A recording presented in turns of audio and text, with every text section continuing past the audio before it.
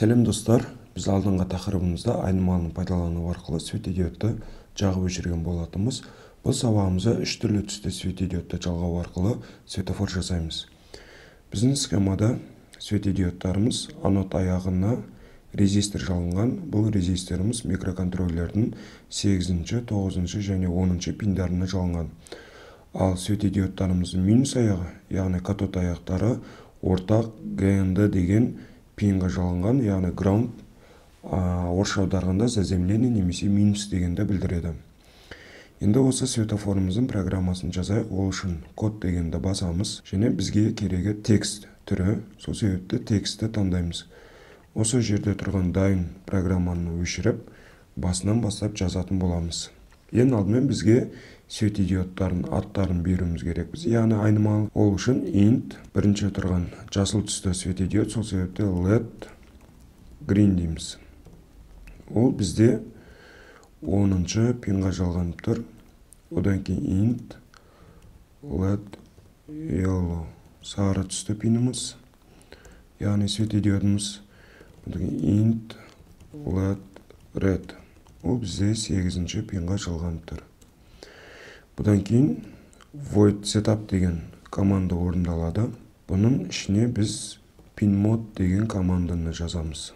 Pinmodтың ішіне бірінші светодиодтың аты, одан кейін өтір қойып, қандай режимде жұмыс жасайтындығын көрсетеміз. Оның барлығы бас әріппен жазылынады. Яғни output шығыс режимде жұмыс жасайды. Одан кейін келесі светодиодқа LED yellow output, pinmod LED red түрі шығыс режимде жұмыс жасайды. Осы void setup'тан кейін бізде орындалатын команда ол void loop. Осы void loop'тың ішіне біз светодиодтарды жағып өшіретін боламыз. Ол үшін digital write деген команданы жазамыз. Бұл digital write'тың ішіне бірінші светодиодтың атын, яғни біз бірінші жасыл түсті светодиодты жағамыз. Жағу үшін high дегенді жазатын боламыз. Одан кейін уақыт, қанша уақыт жанатындығын көрсетеміз. Мысал ретінде 2 секунд жансын, ол үшін 2000 дегенді жазамыз. Өйткені delay бізде миллисекундпен есептелінеді. Одан кейін бұл светодиодты өшіреміз. Ол үшін digital write жасыл светодиодымыз бізде өшеді. Ол үшін low дегенді жазамыз. Одан кейін бізде жасыл светодиодымыз жанып өшкеннен кейін сразу бізде сары светодиод жану керек. Сол себепті delay емес digital write LED yellow high дейміз. Яғни жанады. Және қанша уақыт жанатындығын көрсетеміз. Мысал ретінде 1 секунд жансын. Одан кейін бұл светодиодымыз бізде өшу керек.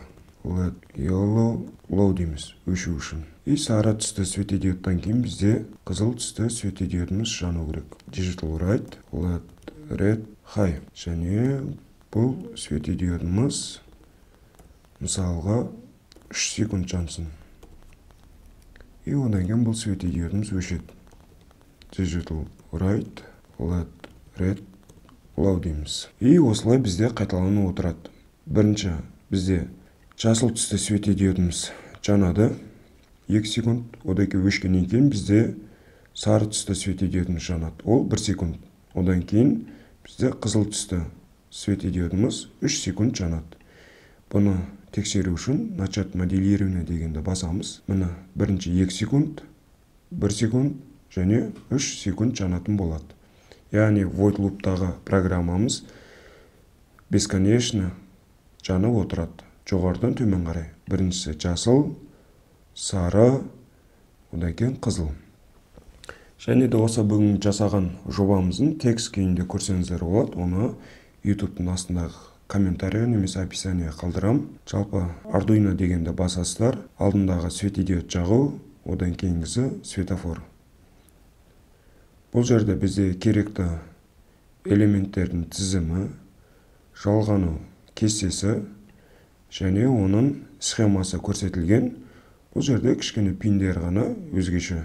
Одан кейін біздегі программасы, яғни біздің скетчіміз. Және сол программаның бізде описаниясы бар, яғни setup дегенімізіне, pinmod дегенімізіне. Барлығын осы жерде қарап көрсеңіздер болады. Егер түсінбеген сұрақтарыңыз болса, комментарийға жазуды ұмытпаңыздар.